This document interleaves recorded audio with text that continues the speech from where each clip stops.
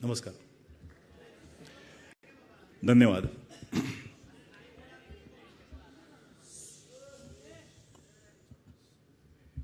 Dear Marathi language, letter लिहिण्यास कारण आहे. आज 2017 मध्ये ज्या लँडमध्ये तुझा वापर केला जातो त्या लँडमधल्या मराठी भाषिकांची टेंडन्सी बदलत चालली आहे की काय अशी भीती वाटते. करंट सिच्युएशनमध्ये तुझं अस्तित्व टिकावं म्हणून काही जण प्रयत्न करतायत.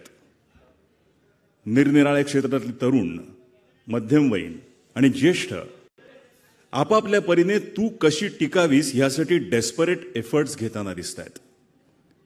या माणसांमध्ये माझाही एक मित्र त्याच्या परीने आणि बुद्धिचातुर्यानुसार एफर्ट घेतोय.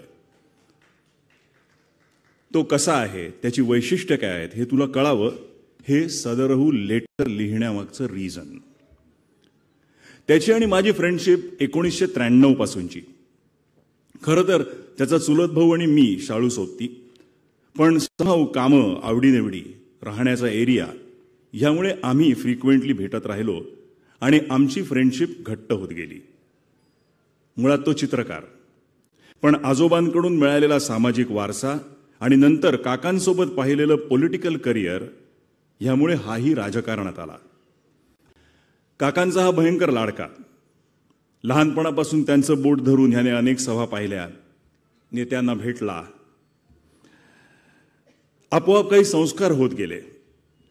काका म्हणायचे, वडिलांसारखा ह्याचा चित्रकाराचा हात, पण वडिलांना इंटरेस्ट म्युझिकमध्ये. आणि काकाच एकदा म्हणाले, बैठक मारून प्रॅक्टिस करत राहिला तर माझ्यापेक्षा चांगला कार्टूनिस्ट होऊ शकतो हा.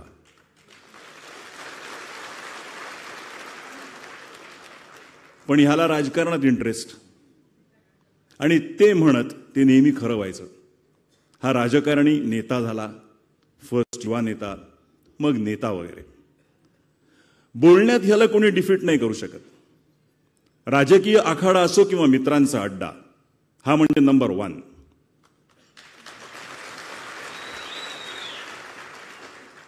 ह्याचे मित्र सर्व क्षेत्रातले. आजच्या राजकीय नेत्यांकडे नजर टाकली आणि कम्पेअर केलं तर ह्याच्या मित्रांचा गोतावळा खूप मोठा आणि वैविध्यपूर्ण. त्यामुळे ह्याचा वावर सर्व क्षेत्रांमध्ये. त्यासाठी याला राजकीय यशापयशाची गरज नाही. तो पॉलिटिकली स्ट्रॉंग नसण्याच्या काळातही सभा समारंभांना प्रमुख पाहुणा म्हणून अगदी डिमांडमध्ये असतो.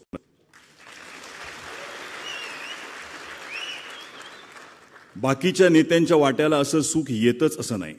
म्हणजे ते सत्तेत नसले, वलयांकित नसले तर त्यांचं सार्वजनिक कार्यक्रम रिड्यूस होतात. हा पराभवातही खचलेला दिसणार नाही. त्याच तडफेने सभा जिंकून घेणार आणि त्यामुळेच मीडियाचा हा अत्यंत आवडता. पण ह्याच क्वालिटीमुळे याच्या करिअरचं नुकसान होतं असं काही मित्रांना वाटतं. मीडियाने ह्याला इतकं उचलून घेतलं की लोकांच्या ह्याच्याकडून असलेल्या अपेक्षाही वाढल्या आणि त्या फुलफिल झाल्या नाहीत म्हणून पुन्हा मीडियात याच्याच नाकर्तेपणाबद्दल कॉमेंट्स. पण ह्या पठ्ठ्याला त्याचा काही फरक पडत नाही.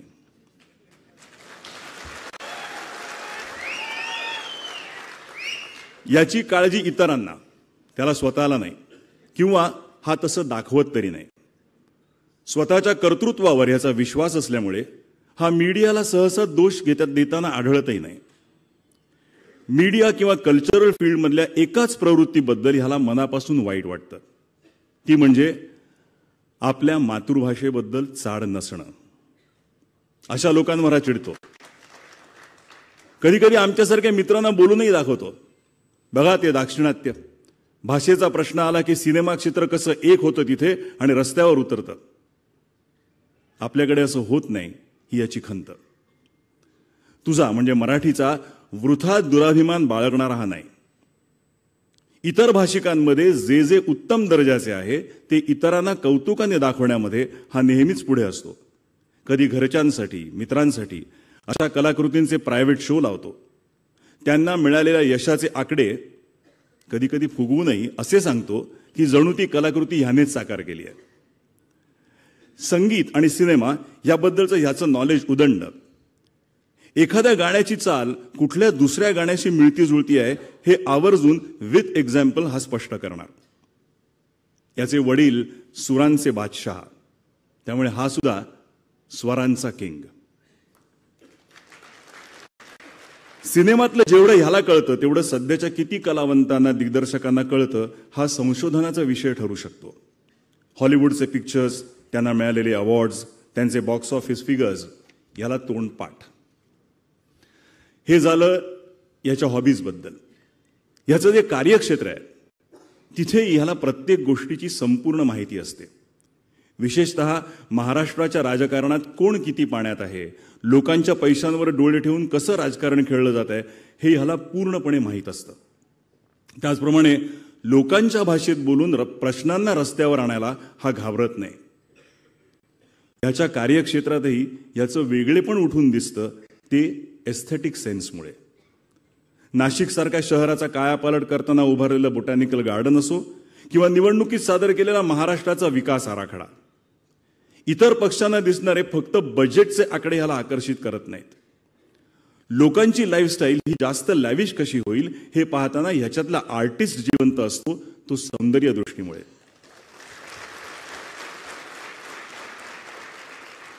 त्यामुळेच रतन टाटांसारखा उद्योगपती असो किंवा बाबासाहेब पुरंदरेंसारखा चरित्रकार, लता मंगेशकरांसारखी स्वरसम्राज्ञी असो किंवा सचिन तेंडुलकर सारखा खेळाडू, ह्याने एखादं प्रोजेक्ट रचलं तर अशी माणसं याला मार्गदर्शन आणि सहाय्य करायला तयार असतात. माझ्या एका मित्राच्या 15 इयर्स ओल्ड असलेल्या मुलाला वाटतं की ह्याच्या हातात राज्य आलं पाहिजे.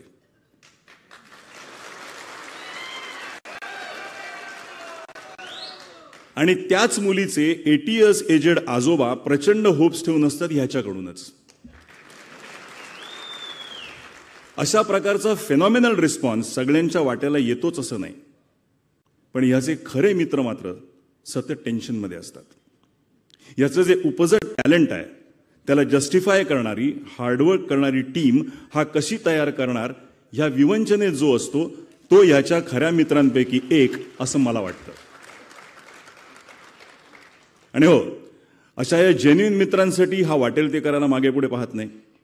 बरं, त्यांना केलेली मदत ही फक्त ह्यालाच माहीत असते. कुठे वाच्यता नाही, बडेजाव नाही, शेखी मिरवणं नाही. ह्याचा मला आवडणारा हा सर्वात मोठा गुण. एकदा एखाद्याला काही दिलं की ते विसरून जायचं, कुठल्याही अपेक्षेने मदत करणं ह्याच्या रक्तातच नाही. अतिशय अग्रेसिव्ह दिसणारा हा आमचा मित्र अत्यंत भावूक आणि हळवा असतो आपल्या कुटुंबाबद्दल. आजही घरात शेवटचा शब्द असतो तो ह्याच्या आईचा. माऊलीचा मान राखणं हे ह्याचं काम आणि आपल्या ह्या मनस्वी मुलावर माया करत ह्याची सतत काळजी करत राहणं ही त्यांची ममता. याची बायको ही त्याची मैत्रीण जास्त आहे. त्या दोघांमधला संसारी बाणा तुम्हा आम्हाला दिसणारच नाही. व्यवहारातलं ह्याला शून्य कळतं असं ह्यालाच वाटतं. त्यामुळे ती बाजू भक्कमपणे सांभाळायची तारेवरची कसरत त्या टायगर कन्याला करावी लागते.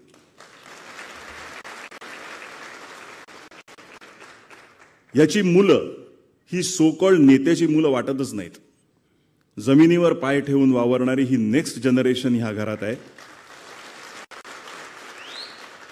याला कारण अर्थात तुझ्या भाषेत झालेले संस्कार. माणसं ओळखता येणं ही याची स्पेशल क्वालिटी. आम्हाला एखादा मित्र किंवा सहकारी आउटस्टँडिंग वाटला तर याचं जजमेंट परफेक्ट अपोजिट, आणि बऱ्याच वेळा याचंच करेक्ट ठरत आलंय. आम्हा मित्रांना तोंडघशी पाडण्यात ह्याला आनंद मिळतो तो जेवणाची ऑर्डर देताना. समजा आम्ही 5-6 जण असलो तर हा 10-12 लोकांसाठी पुरेल अशी ऑर्डर देणार. ते फुकट जाणार याची आम्हाला खात्री असताना आम्ही ते बोलून दाखवणार, आणि सडनली ह्याला भेटायला काही व्यक्ती येणार आणि आमचा दावा खोटा ठरणार.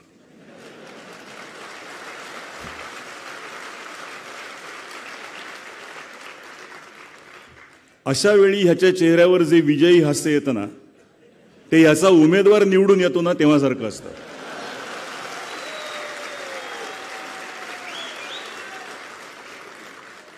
स्वतःच्या सहकाऱ्यांची, स्टाफची काळजी घेणं म्हणजे काय ते ह्याच्याकडून शिकावं.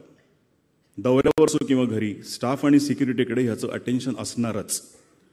छोट्या छोट्या गोष्टी त्यांना मिळत आहेत का, सण असले की त्यांचे देखील सण चांगल्या रीतीने साजरे होत आहेत का, याकडे ह्याचा कटाक्ष असतो. आणि छंद म्हणाल तर सिनेमा, संगीत ह्यापेक्षा अतीव महत्त्वाचे असतात ह्याच्याकडे असलेले पेट्स. माझ्या माहितीप्रमाणे, म्हणजे माझं चुकत नसेल तर ह्याच्याकडे 11 किंवा जास्तच कदाचित निरनिराळ्या सायझेसचे, ब्रीडचे, प्रवृत्तीचे पाळीव प्राणी आहेत. आमचा एक मित्र गमतीत म्हणतो, पुढच्या जन्मी याचा मित्र होण्यापेक्षा ह्याच्याकडचा पेटचा जन्म मिळाला तर भारी येईल. एक वेळा आमच्यावर फुल्ली मारेल, पण त्यांना सगळं माफ. त्यांच्यासाठी सर्वोत्तम सुविधा, सर्वोत्तम जेवण, तिथे नो कॉम्प्रोमाइज. आणि मला विचाराल तर इथे याच्यामधला माणूस मला दिसतो. प्राण्यांवर प्रेम करणारा माणूस हा खरा माणूस. शेवटी माणूस देखील एक प्राणीच आहे, नाही का? त्यामुळे बहुधा हा राजकारणात आहे, कारण ह्याच्या माणसांवर प्रेम असतं, त्यांच्यासाठी हा जगतो. राजकारण हे त्याचं लाईफ असेल तर आर्ट अँड कल्चरल ॲक्टिव्हिटी हे त्याचं पॅशन आहे. राजकारणात हा ॲक्सिडेंटली आला असं ह्याचं मत, आणि ह्याच्यामुळे राजकारणातल्या इतरांचे मात्र ॲक्सिडेंट होतात असं माझं मत. पण याचं पॅशन मात्र जबरदस्त आहे. आज अनेक कलाकृती आणि कलाकारांच्या सक्सेस मागे याचं पॅशन खंबीरपणे उभं असतं. मग एखादं जबरदस्त गाणं जन्माला येतं, त्याच्या मागे हा असतो. मी साक्षीदार आहे. एखादी ट्यून ह्याला सुचते, मग एखाद्या म्युझिक डायरेक्टरला हा बोलावतो, त्यावर त्यांना गाणं बसवायला सांगतो. बरं, इतक्यावर थांबत नाही. हा रेकॉर्डिंगला जाणार, त्यात कुठली इन्स्ट्रुमेंट्स कधी आणि कशी वाजतील हे पाहणार, आणि गाणं हिट झालं की ते मात्र त्याचं नसतं. एखादा सिनेमा ह्याला सुचतो, मग हा रायटर, डायरेक्टर, आर्टिस्ट जमा करू लागतो.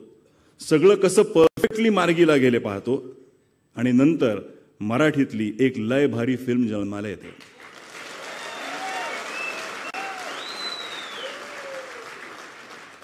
या लँग्वेजसाठी, म्हणजे तुझ्यासाठी तो खूप असं काम करत आलाय आणि करतोय. तू असावीस, तू टिकावीस म्हणून मनसे झटणारा माझा असा मित्र आहे हे तुला कळावं म्हणून हे सगळं लिहिलं. 2068 मध्ये तुझं रूपडं कसं असेल we don't know, but in that era you should know that आमचा एक राजा तुझं राज्य टिकावं म्हणून राबला. एवढंच.